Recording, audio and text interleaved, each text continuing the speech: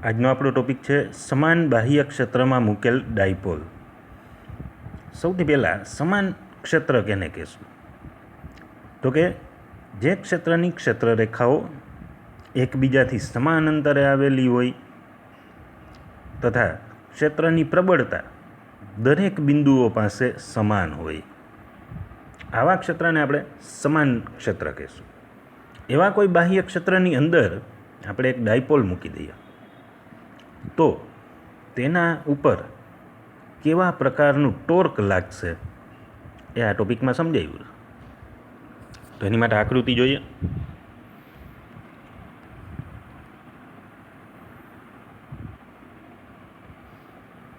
તો આકૃતિમાં જોઈ શકાય કે અહીંયા છે વિદ્યુત ક્ષેત્ર ઈ. વિદ્યુત ક્ષેત્ર ઈની દિશા એ તમને બુકમાં ઉપરની તરફ હોય એવું દર્શાવ્યું છે.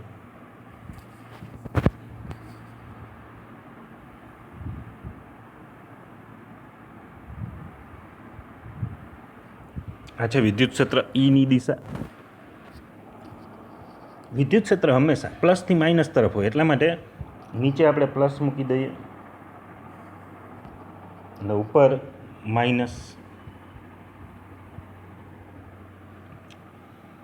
અહીંયા જે ડાયપોલ આપેલી છે એ ડાયપોલ આપણે જોઈ શકીએ કે ક્ષેત્રમાં આમ આડી પડેલી હોય એવું દેખાય છે. આ ડાયપોલની અંદર એની ડાયપોલની જે ચાક માત્રા છે એ પીથી દર્શાવી છે. ડાયપોલની ચાક માત્રા હંમેશા માઇનસ વિદ્યુતભારથી પ્લસ વિદ્યુતભાર તરફની હોય, એટલા માટે જે પીનો એરો છે એ માઇનસ ક્યુથી પ્લસ ક્યુ તરફ બતાવ્યો છે. અહીંયા ક્ષેત્ર સાથેનો ખૂણો જે અત્યારે ડાયપોલ બનાવે છે એ ખૂણો અહીંયા બતાવેલો છે થીટા જેટલો.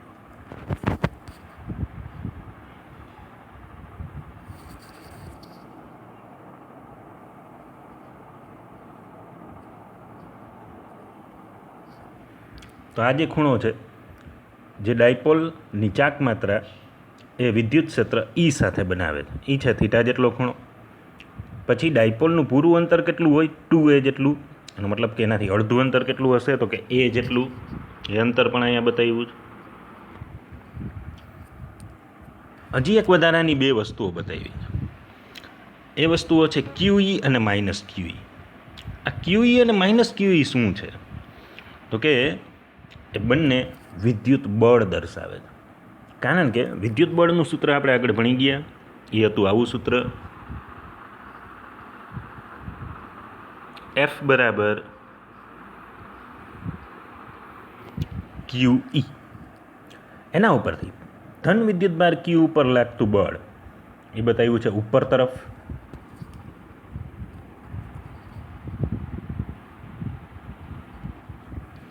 અને બીજું છે ઋણ વિદ્યુતભાર ઉપર લાગતું બળ, એ છે માઇનસ QE નીચે તરફ.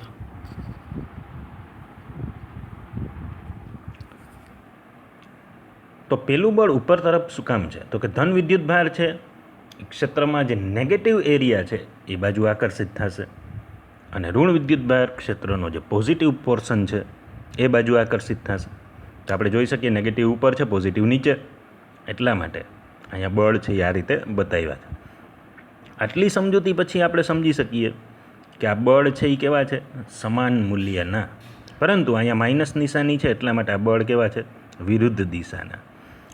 હવે બીજો જે ફકરો અથવા તો પેરેગ્રાફ આપેલો છે એની અંદર આપણે જોઈએ તો આપ્યું છે કે અહીં આ બંને બળ એ સમાન મૂલ્યના અને વિરુદ્ધ દિશાના હોવાથી તેમની વચ્ચેનું જે કુલ બળ છે એ શૂન્ય થશે. એટલે કે જો ડાયપોલ આખી આપણે ધ્યાનમાં લેશું તો એક બળ ઉપર તરફ પોઝિટિવ હોય છે અને બીજું બળ નીચે તરફ નેગેટિવ હોય છે. તો આ બંને બળોનો સરવાળો આખી ડાયપોલને ધ્યાનમાં લેતા શૂન્ય થશે. પણ આ ડાયપોલમાં જે બળ લાગે છે એ એક રેખામાં લાગતા નથી. આ બે બળો વચ્ચે કંઈક અંતર છે, અને એ અંતર કેટલું છે? તો કે ડાયપોલ વચ્ચે જે અંતર હોય, જે આ 2a જેટલું અંતર હોય, એટલે કે પ્લસ ક્યુથી માઇનસ ક્યુ, આ અંતર છે એ બે બળની વચ્ચે હોય છે. એટલા માટે અહીંયા બંને બળો છે એને આપણે શૂન્ય ગણશું નહીં, પણ ત્યાં આપણે ટોર્કનો ખ્યાલ લઈ આવશું. એનો મતલબ કે બંને બળો વચ્ચે અંતર હોવાથી આ અંતરને લીધે ટોર્ક લાગશે. તો એ ટોર્કનું સૂત્ર એ આપણે 11માના ફિઝિક્સમાં ભણી ગયા છીએ. એ ટોર્કનું સૂત્ર કેવું હતું એ આપણે યાદ કરી લઈએ.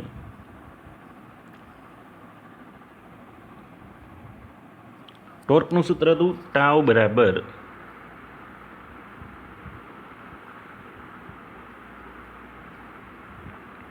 R cross F. એટલે કે ટોર્ક બરાબર બંને બળો વચ્ચેનું લંબ અંતર એને ગુણ્યા એફ. એફ એટલે કે બળ. તો બંને બળો વચ્ચેનું લંબ અંતર ગુણ્યા કોઈ પણ એક બળનું મૂલ્ય એટલે ટોર્ક. અહીંયા બંને વચ્ચેનું અંતર કેટલું છે? 2a. એને ક્રોસ એફ. તો બંને બળો છે એના મૂલ્ય ખાલી ધ્યાનમાં લઈએ તો એ કેટલા છે? QE જેટલા. એટલે આ થશે 2a ક્રોસ QE. અહીંયા વચ્ચે કયો ગુણાકાર છે? ક્રોસ ગુણાકાર એટલે કે સદિશ ગુણાકાર.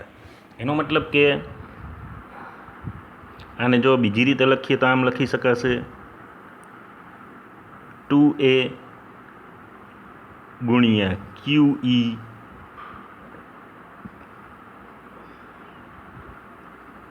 Sine theta. કારણ કે ક્રોસ હોય ત્યારે હંમેશા સાઇન આવે. આ જ વસ્તુને આપણે વ્યવસ્થિત લખીએ. આમ લખીએ Q ગુણ્યા 2a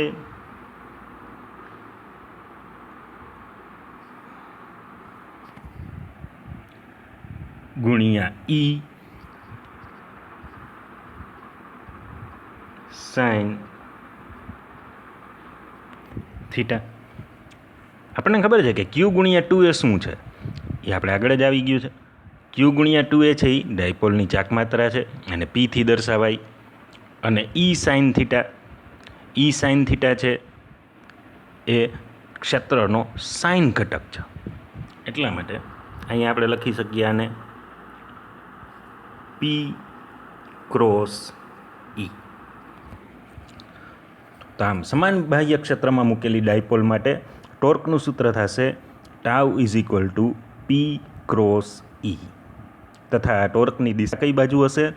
તો કે P અને આ E થી બનતા સમતલને લંબ દિશામાં હશે. હવે આપણે આકૃતિ જોઈએ તો આકૃતિની અંદર શું છે? તો કે P અને E બંનેની દિશા કેવી છે? તો કે આપણા પાઠ્યપુસ્તકનું સમતલ છે એની અંદર જ છે.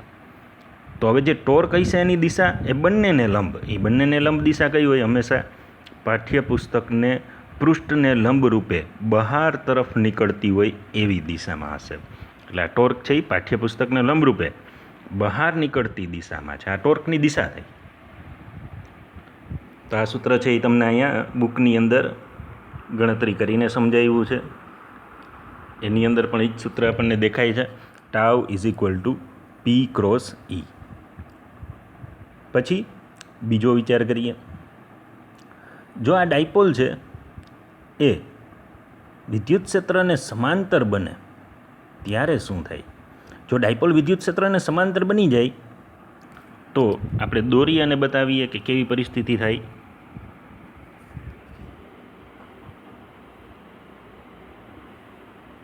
ધારો કે આ છે વિદ્યુત ક્ષેત્ર E અને ડાયપોલ એને સમાંતર ગોઠવાઈ જાય છે. હવે ડાયપોલ સમાંતર ગોઠવાઈ જશે ત્યારે પ્લસવાળું જે બળ છે અને નીચે છે માઇનસવાળું બળ. પ્લસવાળું બળ લાગશે ઉપર, માઇનસવાળું બળ લાગશે નીચે. તો બંને બળો એકબીજાને નાબૂદ કરશે કારણ કે બંને બળો એક જ રેખા ઉપર છે અને પરિણામે છેલ્લે એનું ટોર્ક પણ શૂન્ય બને છે. એટલે આ જે વિદ્યુત ક્ષેત્ર છે એ ડાયપોલને ક્ષેત્રની સમાંતર લઈ આવવાનો પ્રયત્ન કરે છે. બરાબર. તો આ જે ટોર્ક લાગે છે એને લીધે શું થશે? છેલ્લે ડાયપોલ આ જે આકૃતિ દેખાય છે એવી પોઝિશનમાં આવી જશે. હવે તમે વિચાર કરો કે એક નદીનો પ્રવાહ છે. નદીના પ્રવાહને આપણે જે આકૃતિ આ બતાવી છે એમ Eની દિશામાં લઈએ, એટલે કે વિદ્યુત ક્ષેત્રની દિશામાં લઈએ તો નદી છે એ આગળ જાય છે. એની વચ્ચે આપણે એક મોટું લાકડું છે એ મૂકી દઈએ. એ લાકડાને અત્યારે પહેલાં આપણે આડું મૂકીએ. કઈ રીતે? તો કે પહેલાં આમ મૂકીએ.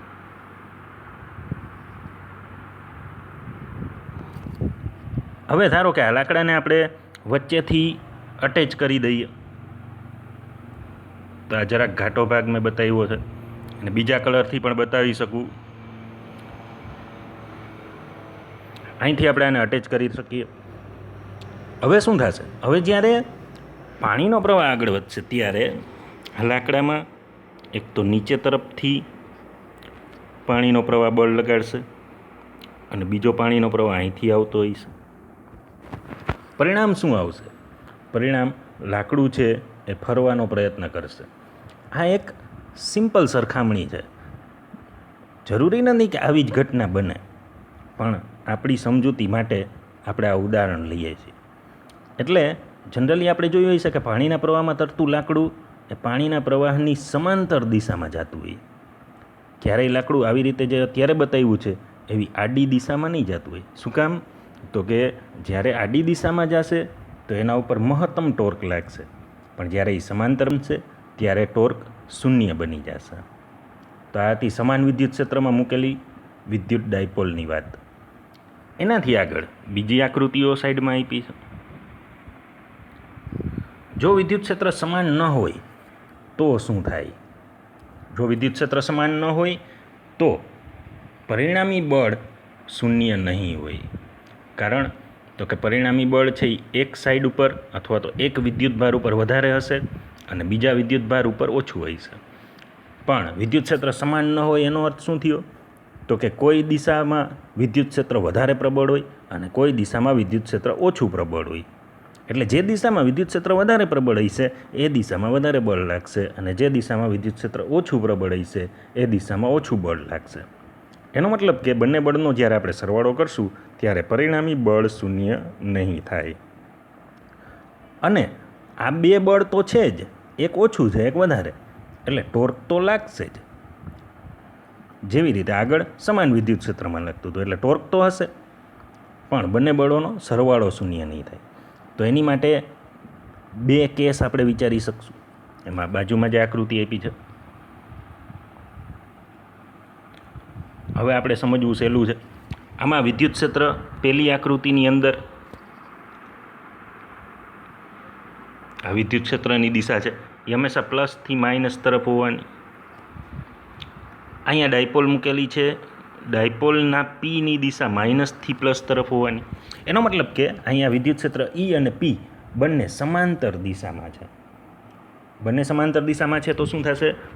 ધન વિદ્યુત ભાર જે છે પ્લસ ક્યુ એના ઉપર બળ કઈ બાજુ લાગશે? તો કે આ માઇનસ છે એ તરફ, એટલે કે આમ બળ લાગશે. અને માઇનસ વિદ્યુત ભાર ક્યુ છે એના ઉપર બળ કઈ બાજુ લાગશે? તો કે આ પ્લસ છે એ તરફ લાગશે, એટલે આમ લાગશે. એનો મતલબ કે અહીંયા જે દિશામાં વિદ્યુત ક્ષેત્ર આગળ વધે છે એ દિશામાં વધારે બળ લાગશે.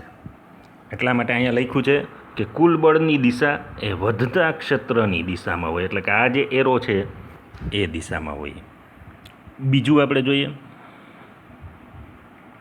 તો બીજા કેસની અંદર આપણે વિચારીએ તો ફક્ત કેટલો ફરક છે?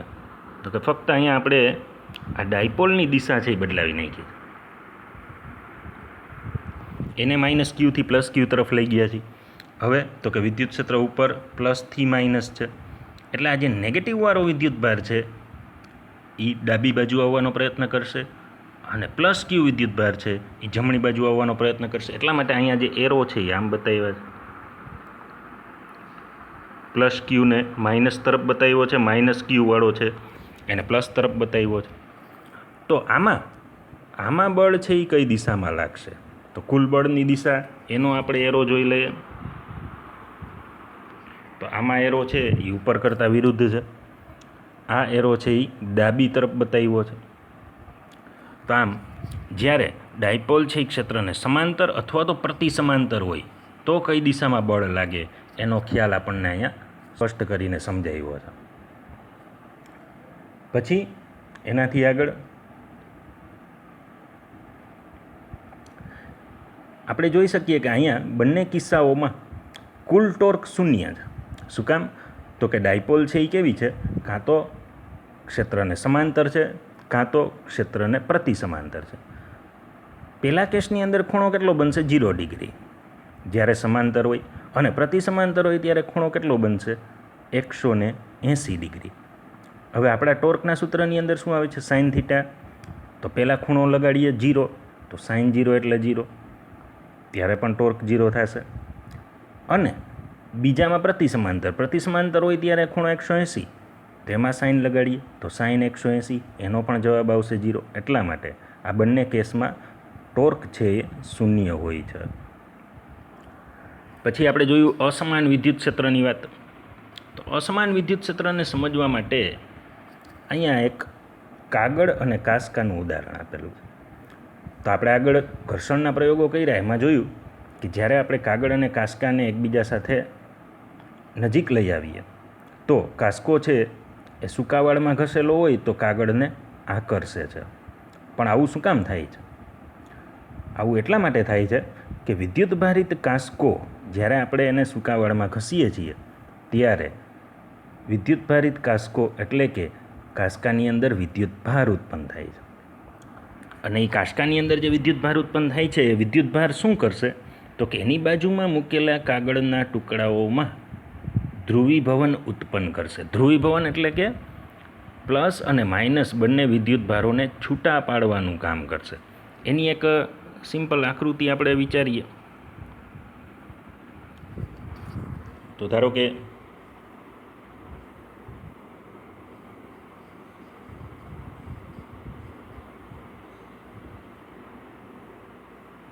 આ એક કાંસકો છે, એમાં ધારો કે અહીંયા છેડા પાસે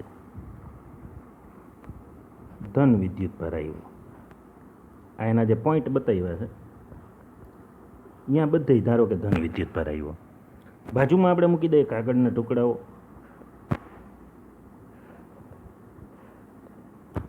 તો આ ધન વિદ્યુત ભાર શું કરશે? જ્યાં કાગળનો ટુકડો કાંસકાની નજીક છે ત્યાં ઇલેક્ટ્રોન આકર્ષિત કરશે. એટલે કાગળ ઉપર આવશે ઋણ વિદ્યુત ભાર જે ઉપર તરફ છે, અને એનાથી દૂર ધન વિદ્યુત ભાર જમા થશે.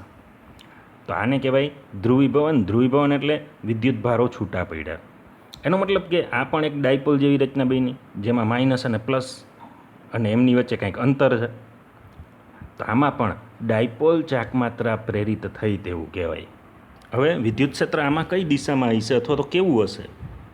તો કે અસમાન વિદ્યુત ક્ષેત્ર છે એ કંઈક આવું હશે.